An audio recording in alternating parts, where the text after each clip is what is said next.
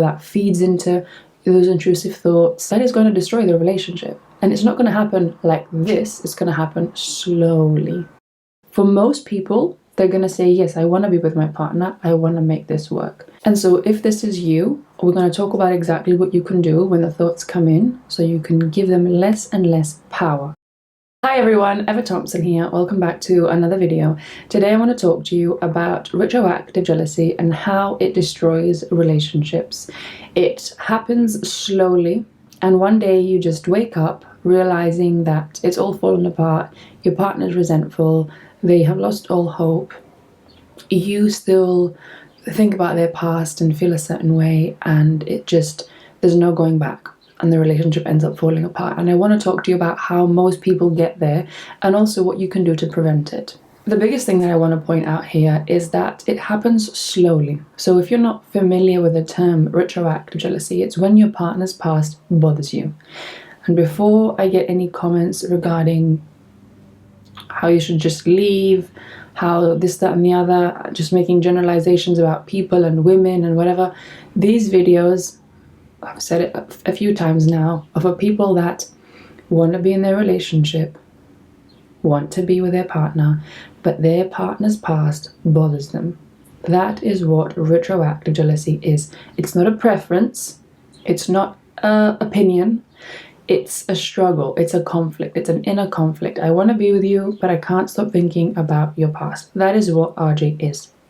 So, now that we've clarified that, I want to talk to you, like I said, about things that you can do to prevent RJ from destroying your relationship if you really do want to be with your partner. Now, typically what happens is that you get into a relationship. The first few months, RJ is not there. Then you start getting closer with your partner, having more feelings for them, falling in love with them, and RJ starts to creep in. At this point, some people decide to keep it to themselves, especially if they've had RJ before and they know the consequences of what can happen if they tell their partner how they feel. But other people decide to tell their partner what's going on and what they're thinking. And there's no right or wrong. I've made a video about how and when to tell your partner about what you're going through. I'll link it down below. But either way, it still is going to affect your partner, because if you tell them how you're feeling and what you're thinking, it's very likely that in the beginning they are going to be very understanding, especially if they don't know about RJ and they've never felt it before, because they're not going to think that it's a big deal. People that don't have RJ and haven't experienced it before do not even understand what it is. They don't understand the concept, they don't understand how severe it can get and what feelings can arise, how it can even cause you to feel depressed because of the intrusive thoughts.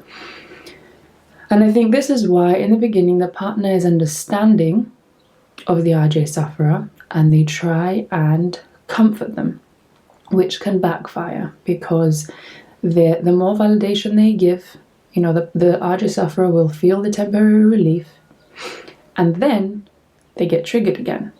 And so it might go a few months or a year where the RJ sufferer is asking for reassurance, the partner is giving them reassurance, but then it keeps happening. And this is when it starts to slowly fall apart for the partner and for the RJ sufferer.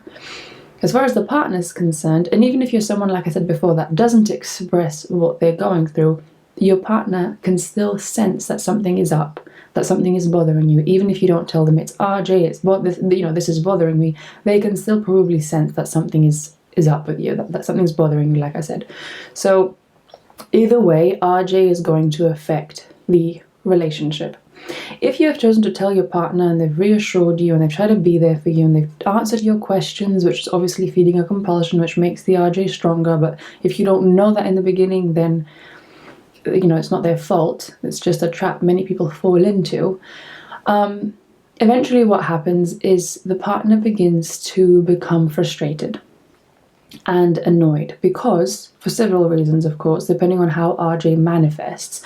The RJ sufferer can get angry, they can shame and blame, they can become sad, they can shut down. And I think for most partners, the most annoying thing is having the same questions asked, but maybe in a bit of a different form, because that indirectly is indicating that the other person is calling you a liar, or that they're indicating that you are lying to them, or at least as the partner, that is how you see it, because you've answered these questions again and again and again, but the RJ sufferer keeps asking you. Some partners do lie, either because they don't want to talk about it, maybe it's something they don't want to particularly remember, maybe it's a negative experience that they don't want to go back to, so they lie about it. Maybe it's because they don't want to upset the RJ sufferer, or maybe you don't lie and you keep answering the questions over and over again, but eventually, like I said, it will get to you. You will start to feel resentful, annoyed, and maybe even get angry. Because in the beginning, and this is what I mean with RJ, you know, in the beginning, the partner is understanding, the partner wants to help, the partner tries to reassure, everything they have, telling you, I don't want to go back to the past, it doesn't matter to me, it doesn't matter at all, who cares? The RJ sufferer will feel better, you know, your relationship grows, you go through different things together, time passes, and then a year or 2 or 3 or 10 down the line, you're still asking these questions.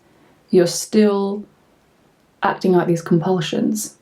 And your partner has probably moved from a place of reassurance, kindness, compassion, and understanding to just angry and annoyed and resentful. And I see this a lot in marriages. And as far as the RJ sufferer is concerned, if you keep allowing RJ to run your life and these thoughts to be present in your mind by giving them attention, you are going to convince yourself eventually that your partner is somebody else. You are going to convince yourself that these mental movies in your mind are what is happening today, or that your partner is that person that you were imagining instead of the person that they are today, and who they want to be and where they want to go with you.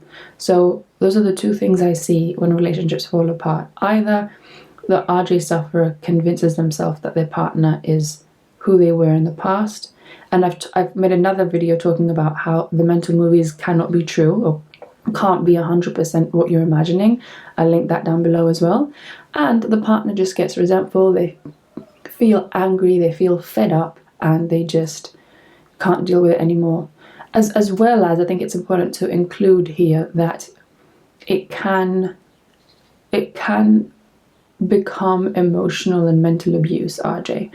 If your partner has gone through something and they cry every time that you bring it up and you don't stop, that could be considered emotional abuse. Now, I want to talk about how we can prevent this from happening. So if you are a partner of an RJ sufferer, I have a whole playlist on my YouTube channel titled The Partner of an RJ Sufferer. And there are videos on there that are tailored specifically to you, how to handle things, how to help your partner, and how to help yourself. So if you are a partner watching this, then I highly recommend going to watch that playlist. If you are an RJ sufferer watching this, the number one thing that I would recommend is, I don't care if you're married for 10 years, 20 years, or you've been together for 3 months, you need to make a choice of whether or not you want to be with this person. Because you can have your opinions about what they did, you can like it or not like it, but at the end of the day, you need to take responsibility and really be honest with yourself and say, I've chosen this person has this past, I don't like it. Do I have to like it? Can I be indifferent to it? Does it have to matter so much? And I'll tell you why. You need to be kind but firm with yourself, because if you allow the RJ to continue to sort of creep in, and you allow yourself to ask a question now and again, you know, give into a compulsion, follow groups or content on social media that triggers you or that feeds into those intrusive thoughts, that is going to destroy the relationship. And it's not going to happen like this, it's going to happen slowly. And so make a choice, even if you have to write a list, pros and cons, Do I want to be with him or do I not want to be with him? Again, even if you're married, there's no point if you're going to be miserable. For most people, they're going to say, yes, I want to be with my partner. I want to make this work. And so if this is you, we're going to talk about exactly what you can do when the thoughts come in so you can give them less and less power. Another thing here is that with RJ, there comes a need to control and there comes a need for perfection. And what I explain to people when we get on a call is that the goal is not for the RJ to be gone the next day. The goal is to make life without the thoughts familiar. So we want to make the good days longer and more and the bad days less. So say you get intrusive thoughts every day, you want to try and minimize that and say, okay, I'm going to try and go 3 days without acting out of compulsion. And then after that, after say a few weeks pass, you're going to go a week without having a thought, so without giving into the compulsions. First comes the choice of whether or not you want to stay with this person, taking responsibility about your choice. Because somewhere in our mind with RJ, it's, I want to hold on to this because I want to punish you, or I want to show you that what you did wasn't right, or I want to show you that I don't approve of it. I want you to feel bad about what you did. You can do that. It's not going to serve anybody. It's not going to lead anywhere. It's just feeding your ego or feeding insecurities. It's not helpful. Respect yourself and your own choices and your partner enough to stop acting out compulsions, because after you make the choice comes the decision of not acting out compulsions. And I know it's difficult. I know. And you need to be kind but firm with yourself. If, especially men, fall into this trap of calling themselves an idiot, trying to use willpower, trying to use force, trying to make themselves feel bad so they can stop, if you make yourself feel bad, you're just going to strengthen the RJ. You need to be kind with yourself, compassionate with yourself, but firm as well. Don't kid yourself into thinking, oh, just one more question, just one more this, one more that. And even if you're feeling like you want to act out of compulsion and you're quiet and you're in a mood that day, even that is better than acting out of compulsion. And your partner then, and I say in the other videos, needs to give you the space to overcome it without wanting to fix it. Because so many partners, because they think it's so silly, they just try and give reassurance so they can fix it for you, but they can't fix it for you. If you want to go in a mood for a whole day because you're thinking about their past, then that's on you. But even that is better than asking them questions and making them feel angry or resentful, or even straight up bad about themselves, sad. And I'm going to mention in a moment what you can do exactly when the intrusive thoughts come in so you can get them to eventually stop.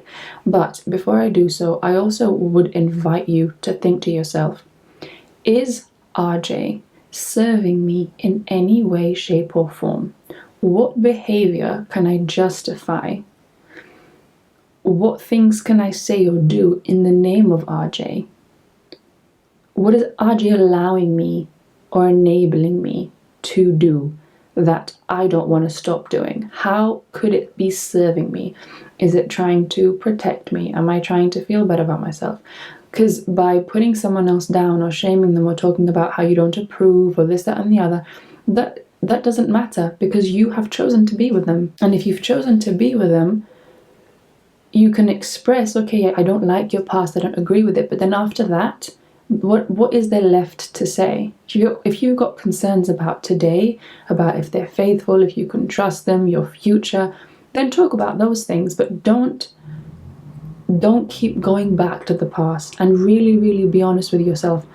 Do I like it on some level when they feel bad?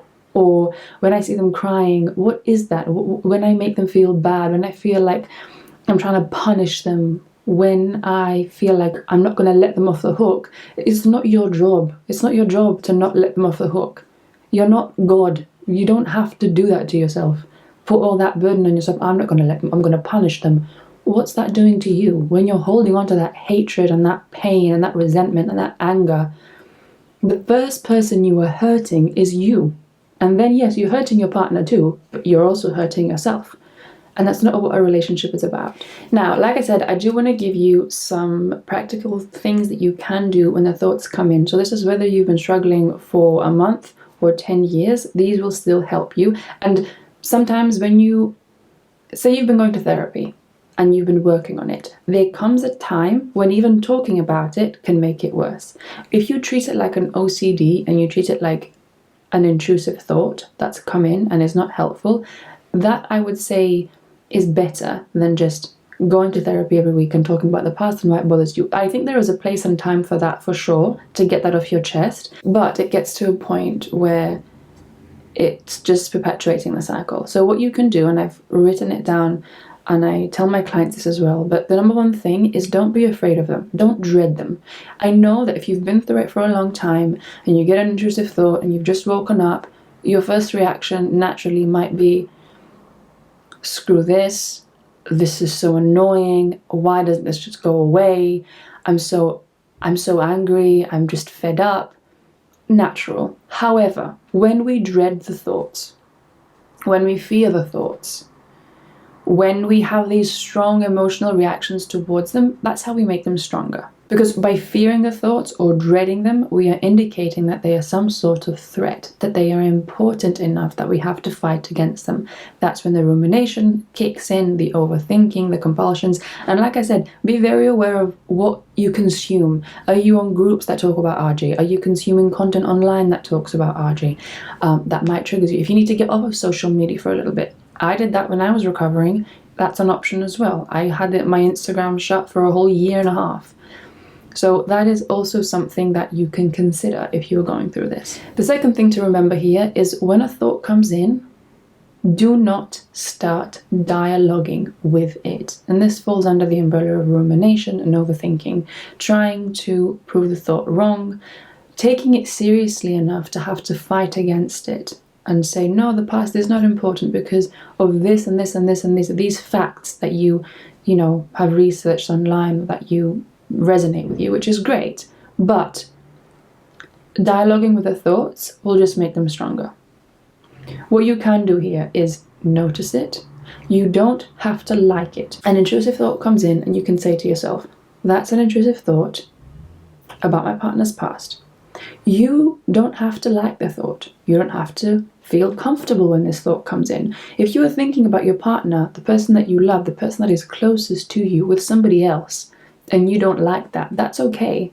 But it doesn't have to cause this like intense emotional reaction and dread, because that is just giving it power. It is a silly thought. Even if you have to label it as a silly thought, it's a silly thought. It's come in. I've chosen to be with my partner for this and this and this reason.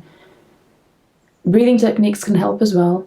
Not watching porn can help as well, especially for men.